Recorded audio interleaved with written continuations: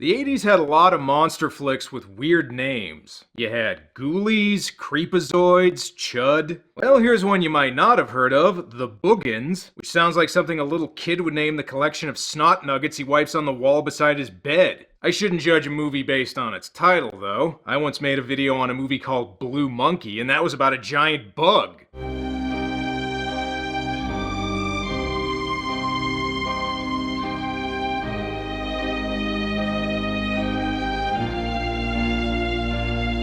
The Boogens is a 1981 horror movie directed by James L. Conway, who also directed other low-budget films like Hangar 18, but is mainly known for his work on TV shows like Supernatural, Smallville, and Charmed. Like a lot of 80s horror flicks, The Boogens wasn't exactly embraced by critics, but it did get a positive review from none other than Stephen King, who called it a wildly energetic monster movie, and he endorsed movies like Evil Dead and Hellraiser. Of course, he also thought the Shining TV miniseries was better than the Kubrick movie, but hey, he liked Evil Dead and Hellraiser, so let's see why he liked this movie. The movie's brought to us by Taft International Pictures, named after America's fattest president. Wait, what the hell? Did I put in a Ken Burns documentary by mistake?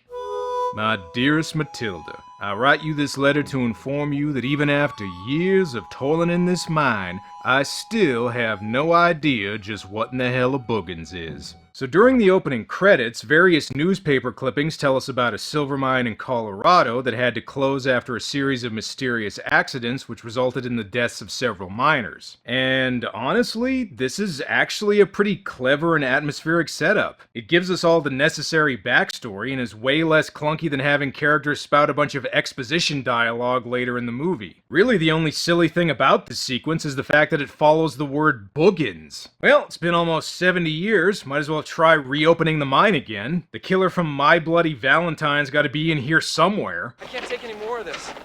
You know, it's been 11 days, 6 hours. Is that all you can think of, getting laid? He's a character in an 80s horror movie, so yeah, probably. Here's our main characters, Roger and Mark, and because they both look about 30, I'm assuming that means they're supposed to be teenagers. Now, when we're in the mine, the rules are simple enough for even you guys to understand. No fucking around. Oh man, I wanted to do some dig dug LARPing down there. Watch your step and keep track of your buddies.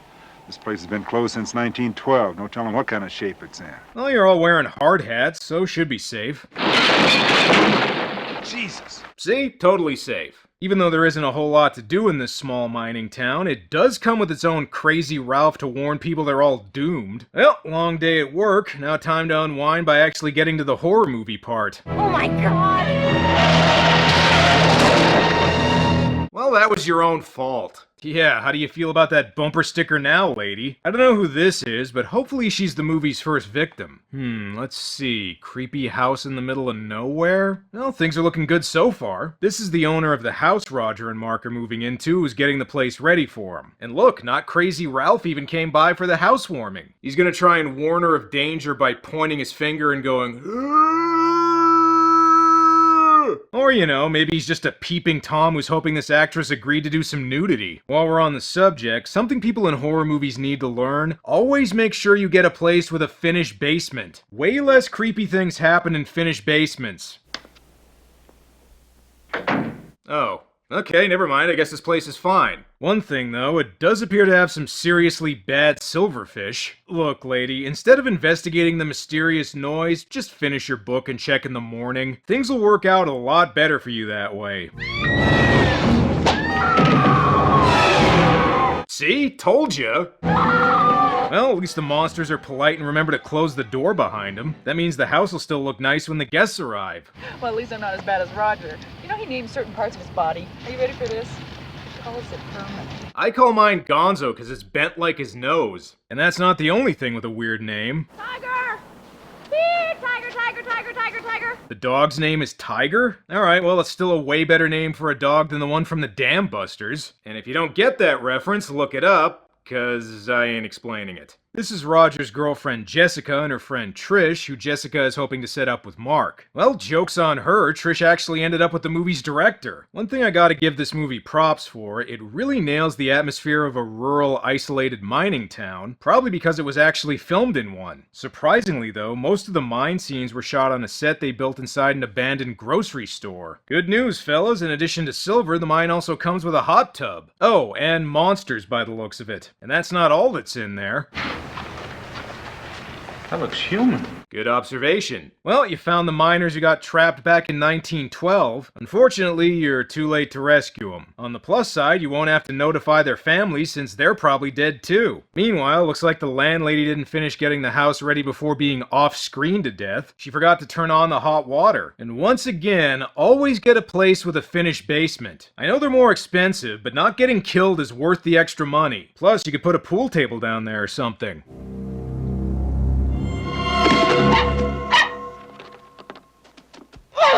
Okay, even though that was technically a dog scare, because his name's Tiger, I'm still counting it as a cat scare. Now that the fake-out scare is out of the way, let's learn a little more about our characters. Then I'm gonna carry her into the bedroom, lay her out on the bed, start with her toes, lick my way up. See? Now we know Roger has a foot fetish. Roger's also told he has to drive to Denver that night and pick up some maps of the mine. But don't worry, he still has time to bang his girlfriend. Come on, you couldn't screw all night if you wanted to. You dare question the virility of Hormone Man? Why, it's Hormone Man! Able to leave tall women who are lightly bound! Yeah, I'll bet Roger's faster than a speeding bullet, too. And are you actually gonna warn people or just keep peeping? Jeez, Roger and Jessica are kinkier than I thought. They even let the dog get involved. Unfortunately for Mark, Trish doesn't appreciate guys staring at her ass. Unless, of course, it's the director. He gets to frame all the shots. Oh well, maybe if I drink enough, the dog will look good. Oh, see, you already know, Tiger. Oh, only too well. Wait, did he already fuck the dog? Mark's better off going for Trish. Underneath the mom hairdo and sweater, she's actually pretty cute. Time to turn on the cool. Oh, did she tell you what I got Tiger for Christmas? Oh, I made a miniature doggy electric chair. Nice. Now tell her about the jar of toenail clippings you keep in your room. Uh-oh, looks like the cops heard about your doggy electric chair. Only they get to execute dogs. Okay, actually he's asking about the missing landlady. And again, if you had a finished basement, you'd probably be able to see where her body's hidden. Hush, I'll get him. No! It's okay. We let him play outside all the time. Yeah, we're training him to play in the road. Why does everyone want to kill this dog so bad? Oh, I see not crazy Ralph still sulking around trying to tell people to stay off the moors. I mean, mines. I'm not sure what's going on here, but it looks like the town's being menaced by some very tiny monsters. This is like if Jason Voorhees was played by Peter Dinklage. Probably for the best, since there doesn't seem to be much to do in this town. Minnesota fans, I'd like you to meet my girl, Pennsylvania Sexy. There's a look that says, okay, don't talk to me again, okay, Roger? I'll give Jessica this, though. She knows how to rock an ugly Christmas sweater. Anyway, how's Mark hitting it off with Trish? Well, I noticed you staring at me. You've probably seen my face somewhere else before, right? I do believe I have. Trish must be a big fan of Xanadu. Okay, come on, Mark. Don't drop the ball here. Are you embarrassed? No, I always react this way when I feel a deep, self-pitying depression come over me. Yeah, chicks love a guy with confidence issues. Next, tell her you got a tiny dick and really watch her melt. Okay, I joke, but in contrast to the rowdy horn dogs you usually see in 80s horror flicks, having a more shy, reserved main character like Mark is actually kind of refreshing. Roger decides to go home and get some sleep before he drives to Denver, and I don't know if the Boogens are dangerous, but they're definitely messy. Come on, don't you know that attracts ants? Bad enough this place is infested with POV shots. Alright, time to drive to work. Better grab a beer before I hit the road. You know, it just occurred to me that we're almost an hour in, and so far we've seen 1 murder and 0 Boogens. For a wildly energetic monster movie, it sure seems to be taking its time. Oh shit, the Boogens have tentacles. Looks like Roger's girlfriend isn't gonna be the one giving him the business tonight. God damn, that pimp tentacle's strong. Well, Roger's dead, but on the plus side, it means these two have the house all to themselves. Well, it is until Mark gets alarm clock blocked. Just kidding, he gets laid. Okay, now to quietly leave and never call her again. Whoa, Did I scare you? No, not really. There wasn't a loud music sting or anything. Have you seen Tiger? Well, we almost had a menage a trois with him last night. Hey, that's Jessica and Roger's thing, Mark. This place may not have a finished basement, but it does come with its own abandoned mine shaft. The realtor didn't mention that. I think the movie's losing track a bit here. Only 2 people have been killed so far, not 3. Speaking of which, now that we're over an hour in, are we gonna get any more before the movie's over? Oh, it's really shaping up in here. Yep. According to my calculations.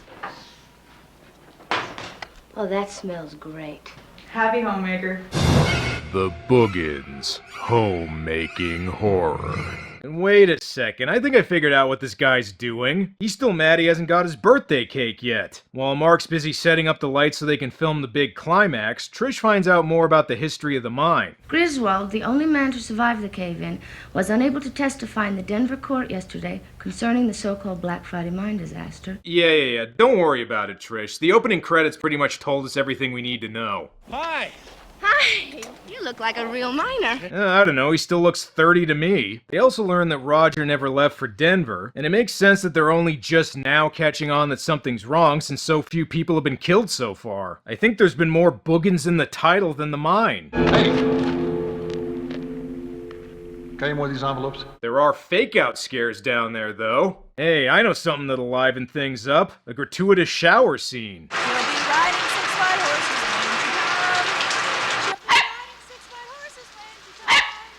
Coming Around the Mountain's my favorite copyright-free song to sing in the shower, too. Fun fact, actress Anne-Marie Martin originally agreed to appear nude, but on the day of shooting, she just refused to do it. Alright, well it just makes my job easier since I don't have to bother censoring anything. Even if the movie comes up a little short in the nudity department, there is one place it's not afraid to go.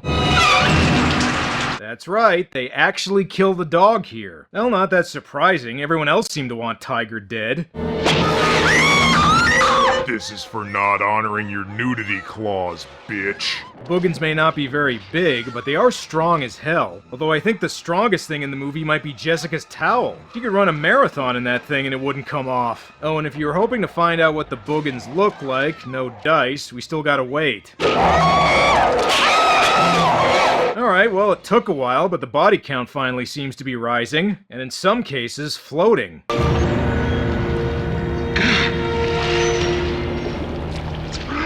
Damn, and Roger was just 2 days from finally getting to nail Jessica. Even if we still don't know much about the Boogens, the real mystery is just who the hell is this guy? Who in the hell are you? Ain't I been warning you? Not really, you've just been creeping in the background not saying anything. So, turns out this is the son of the only survivor of the accident that killed all the miners back in 1912. Although I still say the real reason he's upset is he still hasn't got his birthday cake yet. Raj was at the house. These here tunnels go everywhere under the town. They connect with the houses. Okay. Why? Did the miners not want to take the bus to work or something? The movie doesn't give any explanation for what exactly the Boogens are or why they're down in the mine, but honestly, it doesn't really need one. The important thing is they're actually doing stuff now. Oh, and if you're wondering just why they're called Boogens... Boogens. 'Cause the old man said so, I guess. Yep, that's the only time the word Boogens is ever said in the entire movie. For all I know, he might not even be referring to the monsters. That could just be the old guy's way of going, oh, poopy. Guess the monsters thought Boogens was a silly name too. Aw, man, they spent the whole morning cleaning the house and it just got messy again. And to really drive the point home, all of this could have been avoided if they'd just gotten a place with a finished basement. You could be down there sitting on the couch watching TV instead of discovering your friend's dead body. And you'd be able to see the monsters better too. So with less than 10 minutes left, we finally get a good look at one of the Boogens, and they're pretty weird looking. It kind of looks like if Gamera was a monster from Wicked City. What the hell is this thing? What do you mean, what is it? Didn't you hear the old guy earlier? Boogens. And apparently the sheriff didn't learn the first rule of horror flicks. Never assume the monster's dead. Get this son of a Boogen off me! The house also gets set on fire, but thankfully this place has a handy escape hatch into the mine. I might as well go in there. The mine seems pretty safe from what we've seen so far. Damn, who could have guessed these things would also be in the mine? The effects team only had enough in the budget for one Boogen puppet, so it's kinda hard to tell if there's supposed to be lots of them or the one from the basement is just really persistent. No, it's okay. We're almost out. There's more of them. Well, gonna have to take your word for it, cause we're only gonna see one. And sorry, dude, but this is an 80s horror movie and you're not really final girl material. You know, for weird turtle thingies with tentacles instead of legs, these things sure can boogie. Oh, wait a minute, maybe that's why they're called Boogens. Alright, I know the movie only just started to really get going, but there's only a few minutes left, so you're gonna have to wrap this up, okay? It's all over. We stopped them. Alright, you sealed the mine again. Except, wait, didn't the old man say the mine also connects to all the houses? Couldn't they just escape through those? Oh, never mind, the credits say it's over, so maybe there really was just one Boogen. Unlike Evil Dead and Hellraiser, the Boogens didn't make nearly as big of an impact, not even getting a VHS release until 1998, but through showings on cable, it's managed to build up a small cult following over the years. Stephen King's description of this as a wildly energetic monster movie seems a little strange, since for most of its runtime it's a pretty slow burn, not really ramping up until the last 20 minutes. Instead, a lot of the movie concentrates on the characters, and while most of them are pretty likable, I would have appreciated a little more horror stuff before we got more than an hour in. As for the monsters, they're hidden for most of the movie, and when we do see them, they're a little goofy, but the concept of tentacled turtle thingies is pretty interesting. It's a weird combination of an old-fashioned monster flick and an early 80s slasher movie, kinda like somebody Frankenstein together Friday the 13th and Monster That Challenged the World. But if you can make it through a relatively slow first hour, it's worth watching for people who like their monster flicks with a small sprinkling of nudity and gore. With a name like Boogens, though, I wonder if there's a movie about killer snot terrorizing people. Well, guess I'll have to save that for another video. Until next time...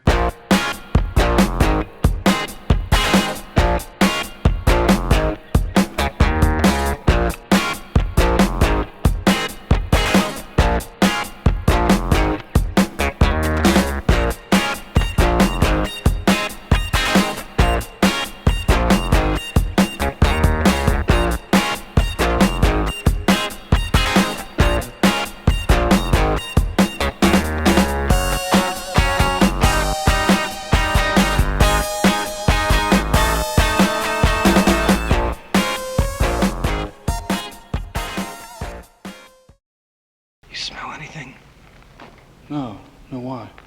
I just shit my pants.